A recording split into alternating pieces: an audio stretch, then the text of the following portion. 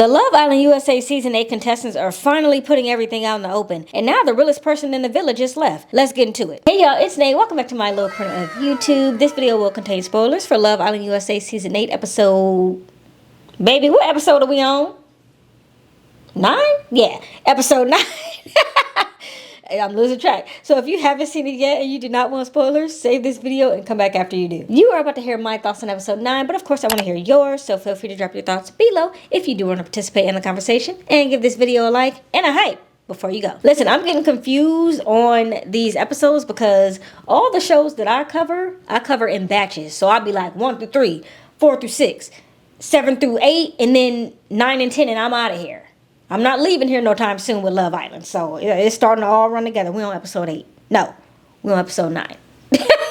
I still don't know. Somebody tell me in the comments what episode this is. Now, sincere, we all wanted you to be with Soul. Okay, we all went into that boat with the same thing in mind. But your inability to just be honest with Melanie is really starting to annoy me at this point. I gave you a pass when you didn't want to tell her about the stand-up kiss. I said, out of sight, out of mind. She don't need to know about that. But then pulling her in this episode and starting your conversation off with, I know I've been terrible, but I really want this to work out. What are you talking about? In my opinion, at this point in time, before the recoupling, before any of all that stuff, Sincere had not been putting as much time into his thing with Melanie as he was putting into his situation with Soul. Even though he's known Melanie longer, he was definitely putting in a lot of time with Soul. He was up in soul ties with her for who knows how long. At this point, it's just embarrassing for him. I know that he's afraid of Melanie and her reactions because she has big emotions and reactions and all of this stuff. But he's sitting there lying to her face saying that Soul's kisses don't mean anything to him. Whole time we're watching him tell Soul something completely different. Those kisses definitely mean something. Y'all are touching all over each other. Like I posted to the community tab earlier today. They damn near look like they parents on vacation watching their kids hang out like they look locked in. And at this point, I feel like he's playing in both of their faces. He's telling the confessional one thing and then going back into Melanie's face and telling her something else. It's like he's tucking his tail, and in doing that, he's feeding into Melanie's delusion because she really believes what he's saying. It's almost as if when he's with one of them, he's purposely trying to make the other one jealous just to keep them on their toes or something. And I don't understand. It's very strange to me. Melanie has her hand up like she just won gold, talking about she got her man back, nanny nanny boo boo. I got my man back.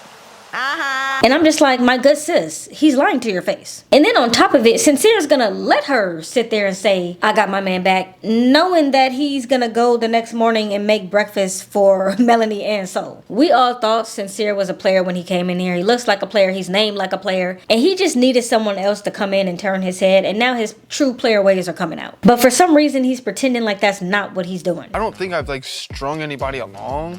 I've never like made these empty promises. I don't get that because I've been honest with both women. I truly don't understand how he can say he's being honest with them when he's giving each of them 2 different versions of Sincere. And it's like, Sincere, put your big boy pants on. What is Melanie gonna do to you? She's just a girl. What does she have on you is my question. What she know about you that you want to keep her on this line that you have her on? I'm not taking the kisses with substance. I'm taking them more so as just like, is this chemistry there or not? And if it's not, there's chemistry there. You kissed her more than like twice. And I have to agree with her. Y'all been Dora and Diego all damn day. All y'all missing is the map, and Melanie is playing swiper. And Melanie is also really hung up on these 4 kisses. But what's gonna happen when she finds out that there's been more than 4 kisses? Because you better believe that Love Island has that in their back pocket and they're saving that for movie night. She's really hung up on the fact that they kissed twice in soul ties and they kissed twice wherever they were this day. But she don't know nothing about that stand-up kiss. And if you don't think that Melanie is keeping track of where they've been conversing, she definitely is. She know every single place that they've been sitting at. So she gonna be like, if 1 and 1 is 2 and 2 and 2 is 4, what the fuck is this? Like, she's definitely about to start putting 2 and 2 together as soon as she sees that on movie night. The thing that I really don't like about this Melanie Soul Sincere triangle is the fact that it's putting a hindrance on the girls' ability to build friendships. I know that the bombshells are already coming in on shaky ground because they're there to be bombshells, and the OGs are always gonna feel a way about that. But that is what they're there for, especially this early on. Like, come on. But it is really tense in the girls' dressing room because of the fact that Melanie and all the other OG girls really refuse to interact with Jen and Soul. And you could just tell that anytime Soul comes around, everybody gets quiet, it gets a little standoffish. No one wants to interact. They kissed again, by the way. They kissed 2 times in soul ties. Fucking Christopher Columbus exploring shit that's already been explored. I don't know. I don't know, Vicky. And it's putting a damper on everything. I think think girls can really understand this. We have all been in school and we've had a group of girls that don't like us or we don't like them, but we're forced to work together in some capacity. It makes things really awkward, and girls are snarky as hell, and girls got attitudes. I mean, I guess guys do too, but what I'm saying, I've never been in a situation where I've been a guy and I've been in that situation. So I'm speaking from a girlie's point of view. When I was a girly pop, in particular middle and high school, that's when girls start to get a little shaky. And some of them elementary school girls too, but you know what I mean? Like you've definitely been in a situation where like you get put in a project with them and you're forced to work with them, but it's never gonna be like, there's always gonna be tension because y'all don't like each other. That's kind of the vibe. It's like being in high school again, watching them interact or not interact in this dressing room. And even though the recoupling happened, it still makes me wonder, like, what's gonna happen when more bombshells come into the house? Are y'all gonna ostracize them too? Is it gonna be the OGs against the bombshells? Are y'all never gonna let them in? Are we just gonna have this odd, like, really bizarre, segregated villa? Or like, what's happening here? And to my surprise, Kenzie is the only one that I really see putting in effort to get to know Soul. Even though I'm close with Melanie, like, I just don't want anyone to feel left out. If you need anyone, like, please come to me, you know?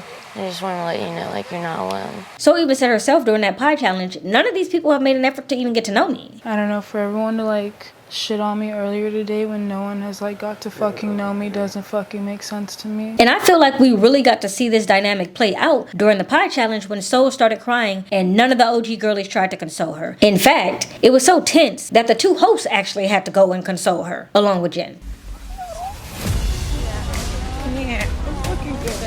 Come here, it's okay. I absolutely expected this challenge to cause a lot of drama, especially like when the boys kept picking Soul for questions that they absolutely should have picked Melanie for. And it's like, y'all are doing all of this over a man that's not even Melanie's man. Sincere is the one who's having his pie and eating it too here. He's whispering sweet nothings into Soul's ear, and he's going over to Melanie and telling her that ain't shit sweet between him and Soul. It really do be these men, y'all. And let's talk about this pie game. First off, KC is hilarious. When it was his turn to give one of the pies, he started off with this whole speech. He's doing wordplay. She has to have a certain type of cadence to her. With energy, spark. She has to have soul. Oh my gosh. Not that type of soul. Is he preaching to us? A southern soul. And I am so happy that we got to see his personality shine during this game, because I feel like we just don't see him a lot in the villa. And I was like, oh, he's like pretty funny. During the pie game, we get two special hosts, which we now know are the two hosts of After Sun. Apparently, these are really popular people. I don't know. I don't really watch any Bravo shows. One of them brought up Bravo. I don't really watch any Bravo shows other than Real Housewives of Atlanta, and I haven't watched that in a couple of years. And Sierra, I guess she's from Summer House. I don't know what Summer House is. I don't know either of these two people, but apparently everyone loves them. So I actually wonder if After Sun is going to have a higher viewership now that it has new hosts. Y'all let me know. Like I said, I'm going to be covering After Show at least for the first couple to few episodes just to kind of gauge the interest and like see what's happening, since this is my first time, you know, fully covering this show and watching After Sun and stuff. But if y'all don't care about it, then I won't do it. But for the first two, so starting tomorrow, I am gonna cover it. But yeah, didn't really know who these two were. Sierra and Teffy, I believe her name is, but I think they're gorgeous. I love this little brown duo that they came in wearing. And yeah, I'm excited to see how they host the show. Now, I told y'all that Kenzie is the one to watch out for during these challenges. She was the first up and she got her legs wrapped all around Caleb. Question one. One thing that I didn't really like about this challenge, and I know that this cast is just, they locked in really early. It's kind of what Soul was saying, like, y'all are mad that I'm chatting with Sincere, but he's one of the only guys in here that's willing to chat because everybody else is closed off. I don't feel like I deserve to get pied for trying to talk to the only person that's been fucking open with me. Like, what do you want the girl to do? Come in here and be on a single island? Like, no. So I think that dynamic of this villa and of this group of people really showed in this pie game. So the pie game was basically like a sour and sweet type of thing. If it's a question or a scenario that's sweet, then you're gonna give a kiss. If it's sour type of thing, you're gonna give a pie. And on the rounds where it was sweet, the only people kissing were people who were already coupled up. And it's like, this is a challenge. I know that this game was really focused on the mess and the pies were the heavy hitters, but y'all don't even want to kiss other people during the challenge. Why are y'all all closed off without saying closed off? And I don't like it. It's too early for that. So everyone except Beatriz, who does kiss Caleb during the challenge, and her man is so surprised because he didn't even know they was in it like that for real. And I feel like this group of people, these couples, they're not gonna make for good Casa Amor content because they're so hesitant to even look anyone's way that come Casa, they all just gonna be sitting there with their arms folded looking at each other. Like, they need to get some people in here who want to play Love Island. Now, during one of the rounds, the guys give Soul a pie because they said she's most likely to go against girl code or something like that. And I don't understand why she was the one to get the pie. And even Beatriz was saying, like,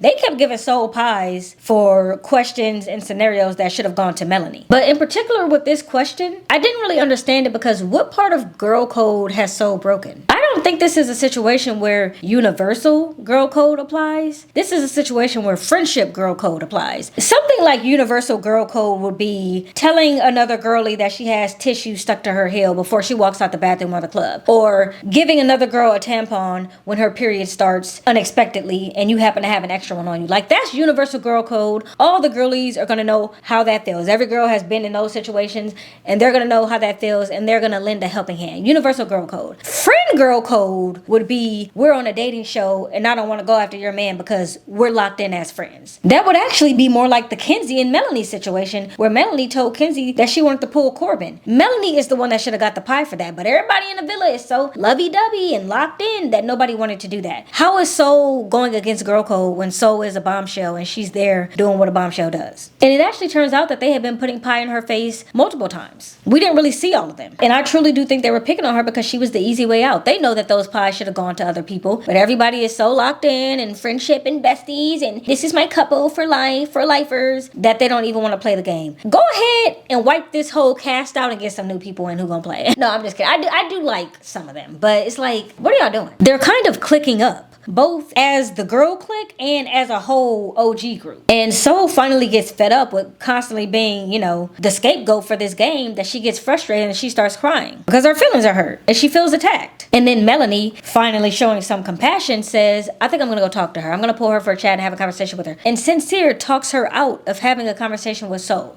I want to go talk to Soul. About what? Just, I don't know. I want to talk to her. I mean, I think she just needs some time to cool down. Yeah, I just feel like shit. Now, he frames it as, oh no, she's upset, you don't want to do that right now. But what Sincere was actually doing is making sure that they don't talk, because once they start having a conversation, they're going to realize that he's telling the both of them two different things. You can't have the two women that you're stringing along having conversations. In the real world, they wouldn't even know each other exists. And that's the game that Sincere is playing right now. Corbin and Caleb end up doing what Melanie and Soul should have done, and that's have a conversation. Well, I guess best man win. Damn near, bro. Cheers to that. Yeah, cheers to that. But instead, they over here letting Sincere run circles around them. Towards the end of the episode, after seeing Soul break down, Melanie appears to start coming to her senses. And I don't know if it's actually because she feels bad, because, you know, as a woman, when you see another woman cry over a man that's supposed to be your man, the only thing that comes to your mind is, he gotta be telling her something that is making her cry. Like, he's telling her something for her to be in her feelings. She's not crying for nothing. I felt so bad. When it becomes a love triangle and girls get hurt, and I see another woman hurt, I would rather be sincere. Because get the man. I'm sorry. It's because it's not her fault. It's not her fault. It's really, the intense connection between her. It is. It's because you're leading two girls on. So I don't know if she had that realization of, oh, there is something deeper there, or if she just felt like she didn't want to bully Soul anymore. And when I heard her give her speech, it pushed me more to the side of her not wanting to bully Soul anymore. Congratulations to you guys. I wish you the best on your couple. Wish you guys the best connection. I don't want to fight with you, Soul, anymore. I don't want the back and forth. I don't want the triangle. I'm ready to just keep exploring.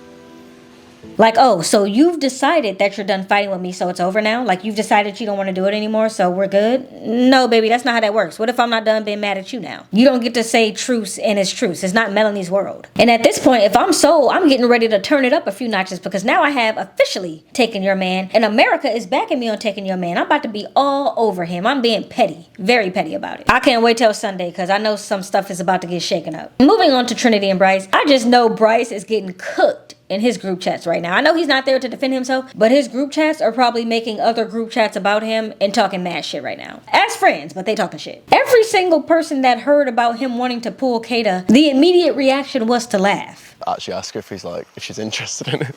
What the fuck? I was cringing so damn hard watching that entire situation play out. And then Zach saw Bryce pulling Kata, and he gave her a little presidential wave on the way to her conversation with Bryce. As like, hey babe, I see you about to go in there. Girl, I see you in the bed tonight. Like, they probably laughed about it in the bed, like low-key. They had a good little chuckle under the sheets that night. But I was getting so cringed out that I almost couldn't finish the scene. I had to keep pausing it because it was just so cringy. He takes her to Say Less around the little mini fire pit, and he shoots his shot. He also thinks about giving her his little jacket shirt thing because she says she's cold, and he's like, oh no, the optics on that would be terrible. Oh, it's not even that warm. Should I grab you something? Hey, do you want to like... Nah, it's bad optics. I'm not doing all that. Don't you think these optics are terrible? Like, you're trying to chat up your bestie's girl. You don't think that looks bad already? I have to give it to Bryce though. We always say shoot your shot, and he shot his damn shot, okay? He said, win or lose, I'm gonna go ahead and see what happens with Kata. Now, I don't know what made him think that there would be something there, considering the fact that when they were all three sleeping in the big bed, Kata pushed him to the side like he was the family dog and said, not you, and then curled up with Zach. But then I remembered in that scene, she said, I'm gonna have to tell you to scoot over, or whatever she said. Just for tonight though. She either said just for tonight or just this time. Sorry, you're gonna be left out. Just tonight. And I feel like in his mind, Bryce was like, okay, so just this one time, so that means later on I have a chance. And he held on hope. He held on hope to that little possibility, and he decided to redeem it today. A lot of people don't seem to like Zach for some reason, maybe because he's a Nepo baby. But I really do think he showed up as a good friend to Bryce in that moment. It felt sad for you as well last night.